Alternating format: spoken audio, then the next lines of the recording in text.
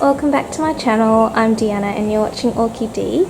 And today I thought I'd make a video update about my Phragmipediums. So I'll put a link above to a video where I introduce all these guys. I made it in late October when I got back from my holiday, and I actually repotted them all at the same time. I'm very new to Phragmipediums. I got my first one around March or April last year, and so I've gotten all these since then. They're all under a year old for me, and so I'm still learning and playing around. And so with that said, I kind of wanted to say before I begin that when you see sort of videos on YouTube about different setups and people trying new setups, have a look at the date where they did, you know, their whatever new setup or experiment, and see if there's any update videos, or, you know, message that YouTuber and see how their plants are going. Don't just jump in straight away and do exactly what they're doing, because it might not have worked for them in the first place. So yeah, with that all said, let's have a look at my setup that I used. So I've placed all these guys in a mix of small grade bark mixed with perlite and charcoal, and it's about a 50-50 mix with sphagnum, and that's all mixed together. I always put a little bit of leca down the bottom just to make sure that things drain okay, but I have placed all these guys also in containers that are filled with clean water, and every week I feed them. So I flush through a nutrient solution every week, and in these pots, if say this one sort of run out of water during the week, I can just top it up with a little bit of RO water. And when I do feed them with the nutrient solution, I do actually clean the base of these pots and then put fresh RO water in as well. So that's what I do with them. I have to say I'm really happy with how they're going. So in retrospect, I kind of wish I potted them all up into clear plastic pots, because it's so rewarding seeing these roots grow, but I haven't. So half of them are in black pots and some of them are in clear pots. I don't know why I did that, but anyway, I think it was more for like algae and prevention of algae. Anyway, you'll see, like, it's quite nice to see the root progression and stuff as well. So I'm not sure if you guys use any apps to track your orchids. I'll show you what I use. This is a bit embarrassing because it shows all my favorite apps like Uber Eats and Candy Crush, but anyway, I use Orchid Sense, and that's what it looks like, and it's actually a really quite useful app. Now, I have lots of orchids, and one thing I'll say is that this app probably hasn't been updated in years, so when you have like 200, 250 orchids like I do, it just comes up as one collection, so a little search feature or something would be good. But anyway, it's, you know, like, it's got a thumbnail picture, but what I can do is actually, so it can be a reminder for when you water and feed and stuff like that as well. I don't use those functions. You can also look up like particular orchids and stuff on a wiki search, but what you can do is journal. So you can take a photo of your orchid, and it just like logs the date, and you can make a little note. So, you know, it's I think it's a really nice app to track your orchids. And then how it comes up is that, you know, when you look up, say, your, let's see which one, say you've got like this Phrag, you can track how it's been going over time.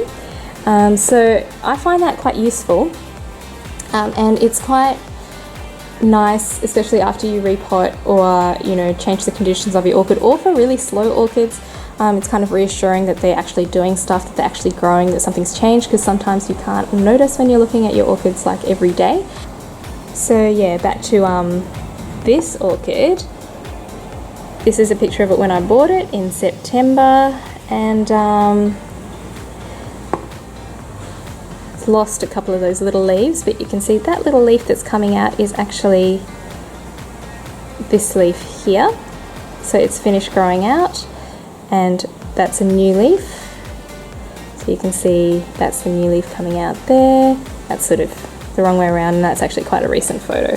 So yeah, and I'm not sure if I can show you, I'll try, but there is a new little leaf popping out there. So I think it's doing well. It's still got a long way to go, obviously, but yeah, in this case it would be really nice to see like the roots and how they're going, but alas, I did not have the foresight to think about that. So this is Phrag Schroderae, which is a cross between Caudatum and Cardinale, and Cardinale is a cross again between Longifolium and Schlimii. It's a mouthful. And this is a picture of it when I got it. You can see now it's sort of got this growth coming up here. That leaf is this one here, which is developed, plus it's got a new leaf there, and that fan I think has stopped growing. It hasn't flowered, so yeah, I'm not sure if it flowers in a particular season or what it does, but yeah, I think it's still growing very well. But yeah, you can see it's sort of brought out this growth. There is a tiny one, let me zoom in, there's a tiny one there as well. They both came out at the same time, and that one didn't really take off, so I'm not sure. So I have had, I'll show you another one, but you know, like a growth that has stalled and then picked up again. Let's have a look at the roots, because like I said, these guys were all repotted back in October, and yeah, it's doing well. So you can see they're all new roots, those green ones in there. So I'm very happy with this. It's one of the first frags, I think it is the first frag that I got. But yeah, no flowers just yet, but I am quietly hopeful. So yeah, that's Phrag Schroderae. Next up we've got Phrag Longifolium, and this poor guy, has been repotted twice, because I'll put a little link up. I tried it in semi-hydro, didn't work out, so after a month it had stalled, it was doing absolutely nothing, so I put it into the same mix as everybody else, and it's happy again. Again, in a black pot, not sure what the roots are doing, but I think they're doing okay. It's another one that I got early on. So you can see that leaf there is actually this leaf here, and this one's got lots of photos. It's kind of like looking at baby photos, isn't it? That's so you can sort of see, this is when I repotted it back, those growths, two little growths had stalled. But this one is growing. I don't think this second one is growing very much, but yeah, at least the other growth is now taking off now that it's back in bark. I do believe that there's a little leaf coming out there, so it's still going. That growth is still growing, so yeah, it's doing very well as well. So this is Phrag Memoria Clements. You can see the cross there. It was on my wish list for ages, and I finally saw like quite a mature plant come up, a division come up on eBay, and I bid on it. I paid a pretty penny for it, but yeah, it was. I'm quite happy that I got it. This is a pic of the plant when I first got it, and to be honest, I don't know. I think that's this side.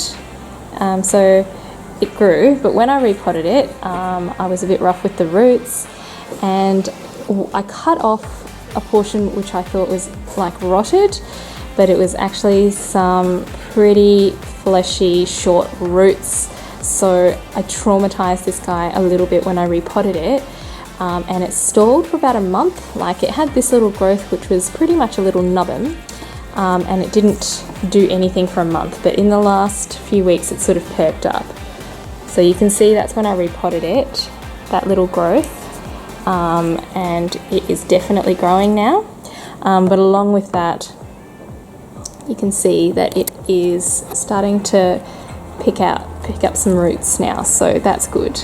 The other thing is, if you ever see like these light spots on your plant like this, always check the underside for like that bifoliate scale or mealybugs or bugs, because that's usually what it is. It's something attacking your plant, so yeah, it's best to get onto those things early. So yeah, always check. Those sort of spots aren't normal on a plant, and it usually happens when plants are a little bit stressed, like this one was. So yeah, but yeah, it's overall doing okay. You can see it's actually flowered a couple of times before, but now this leaf has definitely grown, and yeah, that little growth is definitely growing. So yeah, I'm happy again with this one, and I'm very happy it's pulling through, because beautiful flowers on this. So the next frag I've got is this Praying Mantis times Andreettae, and this is one of my newer frags. So I got it in October, late October, and I repotted it almost as soon as I got it. So you can see that little leaf there has grown. It's this one here, and in the meantime it's brought out this leaf, and it's got a new leaf coming out there. It's also got this growth here, which is coming along quite nicely. Is that a new leaf in there as well? Yep. So yeah, I'm quite confident that it didn't even skip a beat when I repotted it, and I'm sure it has a decent root system in there. So those two fans are growing nicely. It's a division, and it has flowered previously. So yeah, also quietly confident that this one will do just fine.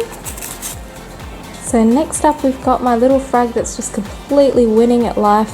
It's Phrag, Cardinale, Birchwood, and it's won a couple of awards from the American Orchid Society, HCC, it's highly commended, something or other. This is this guy when I got it.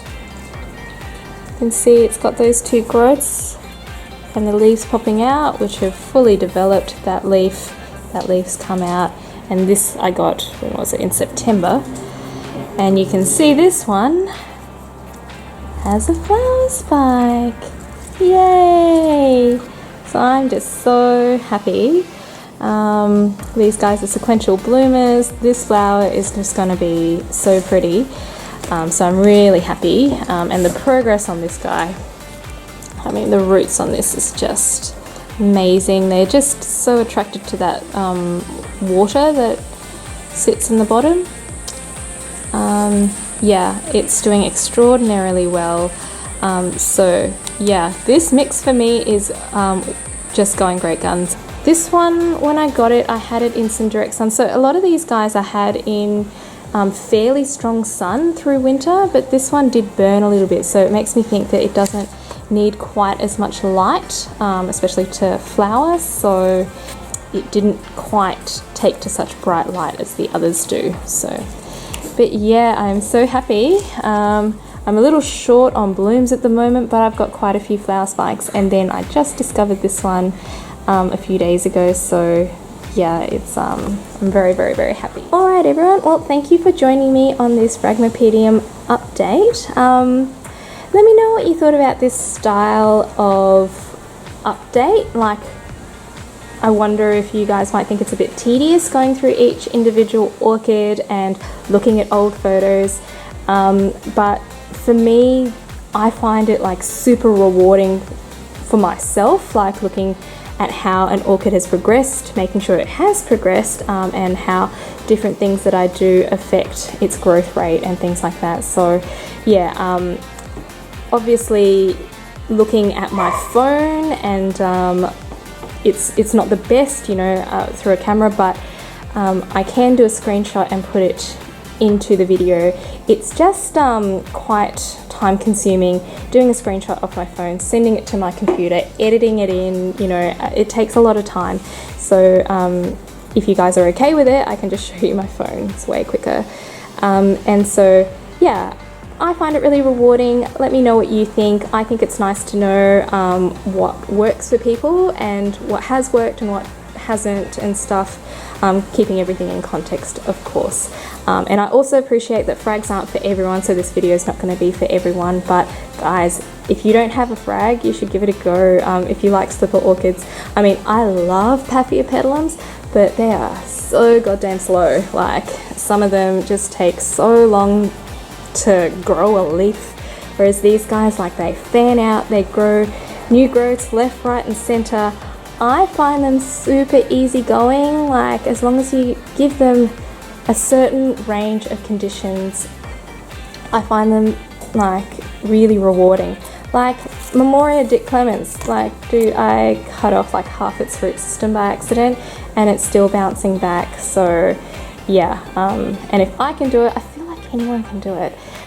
What they do need is to stay consistently moist. You know, it's like the opposite of every other orchid that you'll meet, but you need to keep them moist. And people who don't have time, like me, often put them in a little saucer of water to make sure that they stay moist. I find the sphagnum works really well to wick up that watering. They're always moist at the top, like always. So I find that works really well. They do say that they don't tolerate poor water quality, so you should always use fresh water. And even before I got RO water, these are the guys that got my demineralized water, like the distilled water with like really low parts per million. So they've always had good quality water, and of course, like all my orchids now, they get RO water. They do take a fair bit of feed because they grow so vigorously. But yeah, in terms of light, they do actually like quite bright light, but like I said, maybe some of them like a bit more light than others, so you just have to test your plants out and see how they go.